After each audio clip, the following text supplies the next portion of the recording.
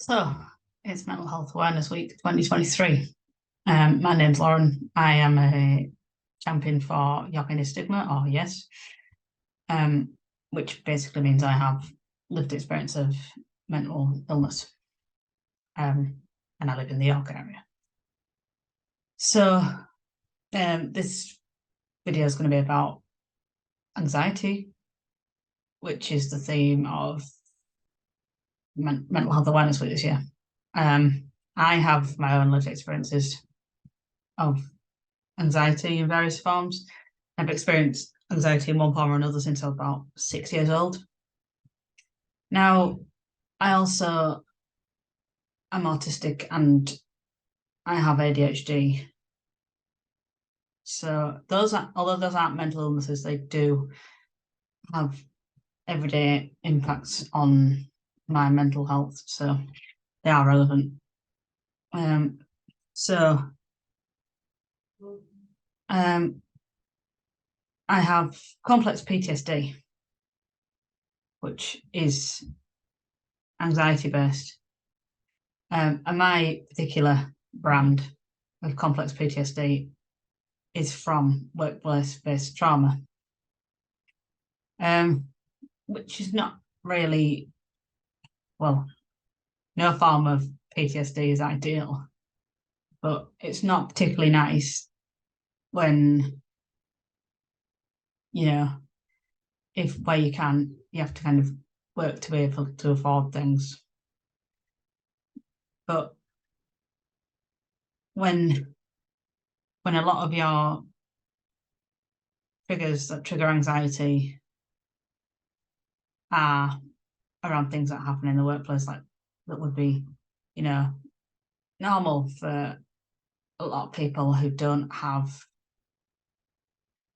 sort of any kind of experience of this sort of stuff, such as having a one-to-one meeting with your manager, seating positions in the office, getting messages with no context over Teams or Skype or whatever platform it is, being asked for quick chats. It's things like most people wouldn't think were problematic or would cause anybody any problems. But for me, they've caused me a lot. They caused me a lot of problems because a lot of those things were what happened in the workplace where I don't ever know what the word is for this, received the trauma. But yeah, the current workplace I'm at, I'm speaking in what month is it? April 2023. So workplace I'm currently at is it's brilliant that they look after me, they get it. But when I first started there, it's actually my first ever permanent job at the age of 29, which tells you another story about people who have histories of being mentally unwell, and also of autistic people being employed. These statistics are horrifying, but I won't go into that. Of actually getting work, part-time work, full-time work. I mean, I don't work full-time, but that works well for me. But yeah, when I came in this role I'm in now, I wasn't. Well, I was well, but I wasn't brilliant. I was in private counselling because I was still kind of recovering from burnout and crisis. And I decided I needed to face the issues behind the complex PTSD head on. But I'm fortunate enough I can afford. I'm at the point where I can afford private counselling, and I'd previously gone through EMDR, paid for privately. Again, I know how fortunate I am to be able to afford that. But I was at a point where I felt like I had to face it. And relearning things is hard. And I was very, very anxious. And it was things like when I wasn't expecting people to come up by the side of me at my desk and I was engrossed in a task, my anxiety levels would just spike, whether it was my manager, whether it was one of my colleagues. It was quite difficult to manage. Indeed, I didn't actually disclose any of my mental health issues until sort of must have been about 3 or 4 weeks into my job, and that was just after I'd been given an actual company contract instead of my agency contract, which shows you how well terrified I was, to be brutally honest. And I kind of just laid it all out for my manager, and I was just kind of at the attitude of like, well, if they want to chuck me out, they can chuck me out. I've got nothing more to hide. I can't mess about anymore. But because of all my negative experiences, I didn't want to hide anything out. Anxiety isn't easy to manage day to day at work when other people haven't got that same experience. It's having the understanding that yes, some things that will trigger you are going to happen, but some things you have to speak up about. The quick chat thing I mentioned, that actually is a bit problematic to quite a few people I found. So I had to sort of really prepare myself to broach the subject with my boss about it. And they were fine, actually. It's just add some context. It's all it is just going, can I call you on Teams? Nothing bad, or along those lines. Just because my experiences, I have previously just been called for a quick chat, and then I've been in trouble disciplinary, or I've been one case, another job before the bad place, if you like. I've been sacked by having a quick chat. So the anxiety just makes me jump to the worst conclusion possible, even if that's likely not to be the case. And I've had to unlearn all of that. It's not easy. And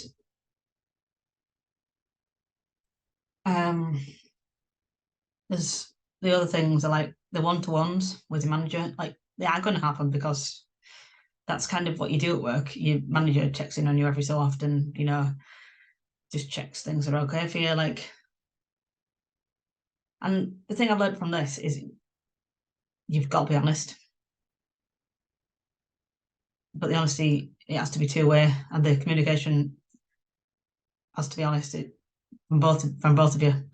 You have to be honest with your manager, and your manager needs to be honest with you. It is an absolute game changer. It basically changed my working life and my overall life for the better. I was happier at work, and I'm happier in the rest of my life because I managed to got what was happening for me, and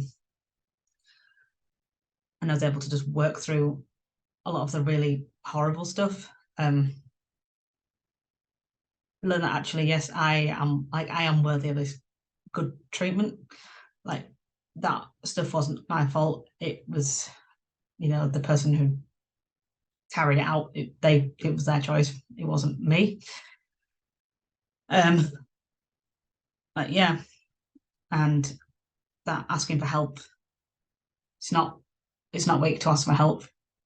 It's a sign of being strong, that you know you need the help, and it's never wrong to do that. And my manager understood that, in that my what in my one-to-ones, that how scared I got because of the previous experience I'd had with them, the trauma before, when my former manager told me she was bored of me having anxiety attacks. And we took things quite slowly. Just I had a sort of 5-minute period at the start of meetings where I could just almost acclimatise to where I was, not rushing the conversation, and sort of calm the fight or flight, like there's nothing horrible going to happen. But it was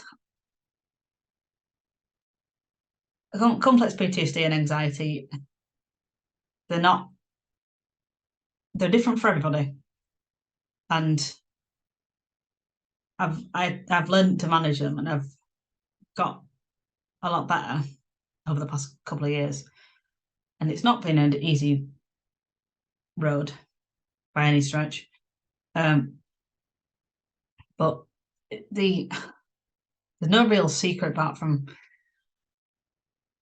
I guess the best thing I've done is been open and honest, and just I've like kind of worked out what works for me, and that tried a lot of things that haven't worked. Like, for instance, mindfulness really doesn't work for me because the ADHD in me means that my mind just wanders far too much. Different types of relaxation work, but just not meditation. I can do deep muscle relaxation, which does work for me really well. For instance, if I'm having a panic attack, I can just ground myself by doing, you might have heard of the 5, 4, 3, 2, 1. 5 things you can feel, 4 things, I'll feel it in touch, 4 things you can hear, 3 things you can see, 2 things you can smell, 1 thing you can taste. It's a very good grounding tool. And I sorted out a thing with my boss where I had like a sort of escape route.